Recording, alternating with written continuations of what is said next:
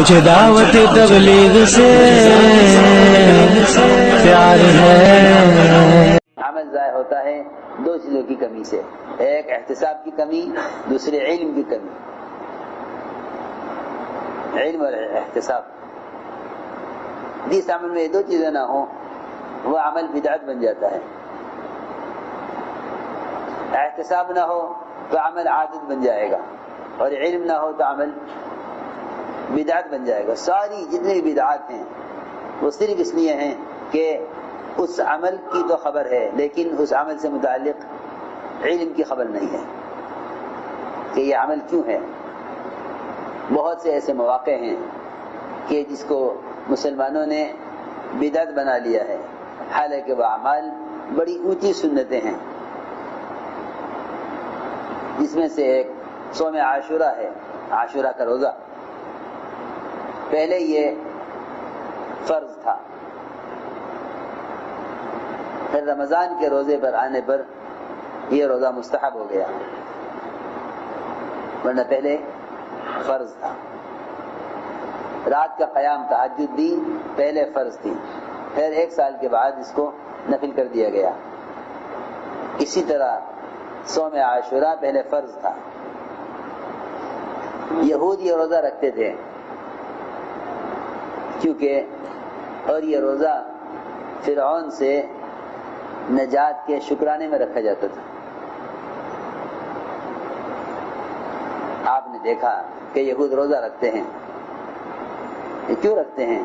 کہ یار ہم اس لیے روزہ رکھتے ہیں کہ اس مہینے میں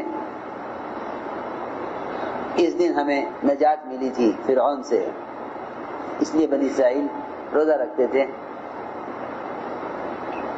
اس کے شکرانے میں۔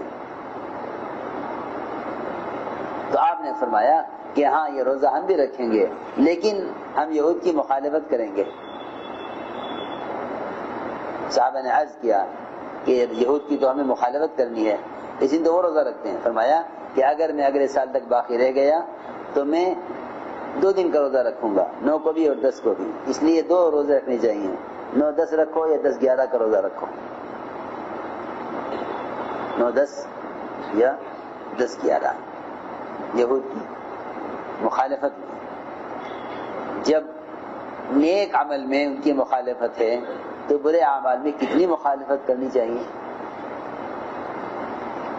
جب ایک نیک عمل میں بھی ان کی مخالفت کرنی ہے، حالانکہ روزہ نیک عمل ہے، اگر وہ 1 روزہ رکھیں تو ہم 2 روزے رکھیں گے ان کی مخالفت میں۔ تو میں سوچ رہا تھا میں آج کہ جب نیک عمل میں مسلمان کے لیے یہود کی مخالفت کا حکم ہے تو ان کے برے اعمال میں کتنی مخالفت کا حکم ہوگا، حالانکہ روزہ نیک عمل ہے، مگر اس میں بھی ان کی مخالفت کرنی ہے، روزہ چھوڑ کر نہیں بلکہ 2 روزے رکھ کر، کہ ان کا معمول 1 روزے کا ہے۔ آپ نے فرمایا صحابہ سے کہ تم 2 روزے رکھو، یا 9-10 کا روزہ رکھو یا 10-11 کا روزہ رکھو۔ لیکن میرے دوستو عزیزوں، امت نے اعمال کے مواقع کو علم اور احتساب نہ ہونے کی وجہ سے رسم اور بدعت بنا لیا ہے۔ اپنے اعمال کے اندر احتساب پیدا کرو، اور احتساب پیدا ہوتا ہے کسی عمل کے فضائل کو یاد رکھنے سے، کہ اس عمل کے کیا فضائل ہیں، اس دن کے کیا فضائل ہیں۔ یعنی اس دن سے تو انسانیت کی ابتدا ہوئی ہے،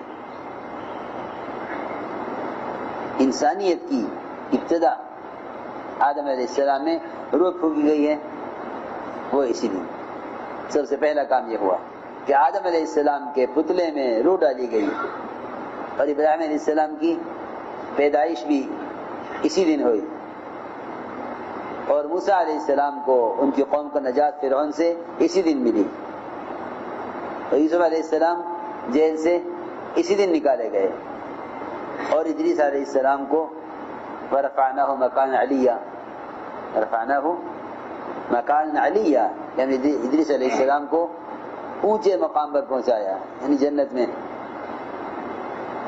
سورج کی تپش کو کم کرایا تھا دعا کرا کے کہ فرشتہ جو سورج پر مسلط متعین ہے وہ اس کی گرمی کو کیسے برداشت کرتا ہوگا جب اتنی دور رہنے والے انسان اس کی گرمی سے پریشان ہیں۔ اللہ سے دعا کی کہ اللہ اس فرشتہ جو تو نے سورج سے متعین کیا ہوا ہے اس سے گرمی کو کم کر دے۔ اس دن فرشتے نے محسوس کیا کہ آج مجھے سورج کی گرمی تپش کم محسوس ہو رہی ہے۔ اللہ سے پوچھا، اللہ نے فرمایا کہ ہاں ہمارا ایک بندہ ہے جسے تیرے لیے یہ دعا کی، ہم نے اس کی دعا پر تیرے لیے سورج کی گرمی کو کم کر دیا۔ کون بندہ ہے وہ؟ کہ وہ ادریس ہے کہ اللہ جب اس نے میرے لیے یہ کیا ہے تو کیا میں اس کی ملاقات نہ کروں؟ کہ ہاں ضرور مل گیا ہو۔ آئے تو ادریس علیہ السلام کہ بھئی بات یہ ہے کہ میرے لیے کام کر دو۔ کہ کیا؟ کہ سیر کرا دو ذرا جنت دوزخ۔ چلیے لے گئے کہ پہلے جنت دیکھیں گے؟ نہیں، پہلے جہنم دکھلاؤ، پہلے جہنم دکھلاؤ۔ کہ چلو جی پہلے جہنم دیکھ، پہلے جہنم دیکھی، پلسرات دیکھا، پھر جنت میں گئے، جنت میں ساری جنتیں دیکھی، میری کون سی ہے؟ کہ یہ آپ کی جنت ہے، اس میں داخل ہوئے۔ میں کہا اچھا تم جاؤ، اب تم جاؤ، چھٹی تمہاری، ہم تو یہاں رہیں گے۔ کہ نہیں، یہاں آپ کیسے رہیں گے؟ یہ کیسے نہیں رہیں گے؟ اللہ نے فرمایا ہے جو جنت میں داخل ہو جائے گا وہاں سے کبھی نکالا نہیں جائے گا۔ فرشتے نے کہا اللہ نے یہ بھی تو کہا ہے وَإِن مِّنكُمْ إِلَّا وَارِدُهَا كَانَ عَلَىٰ رَبِّكَ حَتْمًا مَقْضِيًّا، یہ بھی تو کہا اللہ نے۔ تو جی صاحب نے کہا اسی لیے تو پہلے جہنم ہو کر آیا ہوں، وہاں سے اس لیے گزر کے آیا ہوں۔ ہم تم یہاں سے جائیں گے نہیں۔ اللہ نے فرمایا چھوڑ دو میرے بندے کو۔ وَرَفَعْنَاهُ مَكَانًا عَلِيًّا، ادریس علیہ السلام اسی دن جنت میں داخل کیے گئے، اور نوح علیہ السلام کی کشتی جودی پہاڑ پر اسی دن آ کر رکی، یونس علیہ السلام مچھلی کے پیٹ سے اسی دن باہر پھینکے گئے، اور موسیٰ علیہ السلام پر توریت اسی دن نازل کی گئی، ابراہیم علیہ السلام کو آگ میں اسی دن ڈالا گیا، اور آدم علیہ السلام کی توبہ بھی اسی دن قبول ہوئی۔ اتنا کچھ اس مہینے میں کرنے کا ہے کہ رمضان کے بعد سب سے افضل مہینہ وہ محرم کا ہے، کیونکہ اللہ کا مہینہ ہے۔ شہر اللہ، اس مہینے کے ساتھ اللہ کی نسبت ہے، شہر اللہ المحرم۔ بہت بہت نیکی کمانے کا مہینہ ہے، مگر جہالت نے اور بدعتوں نے اور پچھلوں کو دیکھ کر عمل کرنے والوں کے عمل نے بجائے انفاق کے اسراف پر ڈال دیا، اور بجائے اتباع سنت کے بدعتوں پر ڈال دیا۔ یعقوب علیہ السلام کی بینائی بھی اسی دن واپس ہوئی، یعقوب علیہ السلام کی بینائی چلی گئی تھی۔ یوسف علیہ السلام کا کنویں سے بھی نکالا جانا اسی دن ہوا، اور ایوب علیہ السلام کو شفا بھی اسی دن ہوئی، داؤد علیہ السلام کی توبہ بھی اسی دن قبول ہوئی، اور سلیمان علیہ السلام کو سلطنت دی کیا جو کچھ لینا ہے مہینے میں لے لو، جو کچھ لینا ہے اس مہینے میں لے لو، اس دن لے لو۔ قیامت کے دن کا قائم ہونا بھی یہ اسی مہینے میں ہے، قیامت اسی مہینے میں قائم ہوگی۔ حضرت عمر کی شہادت بھی اسی مہینے میں ہوئی ہے، اسی دن ہوئی ہے۔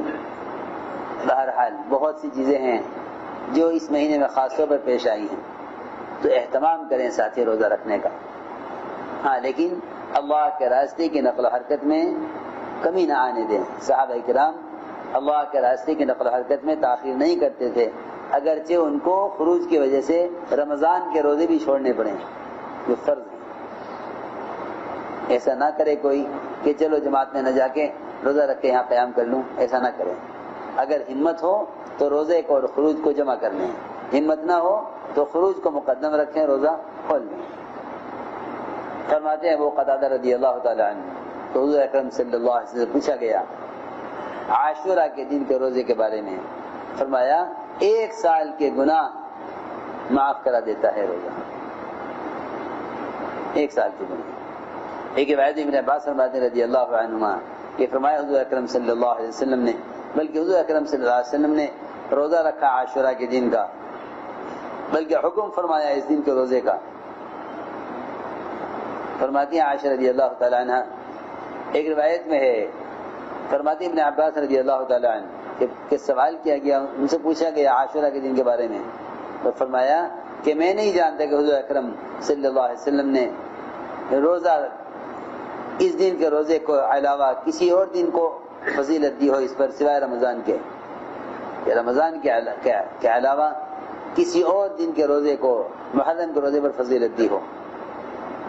ایک روایت میں ہے کہ فرمایا حضور اکرم صلی اللہ علیہ وسلم نے کہ کوئی دن روزہ رکھنے میں عاشورہ سے افضل نہیں ہے سوائے رمضان کے مہینے کے، سب سے افضل روزہ رمضان کا مہینہ یا عاشورہ کا روزہ ہے۔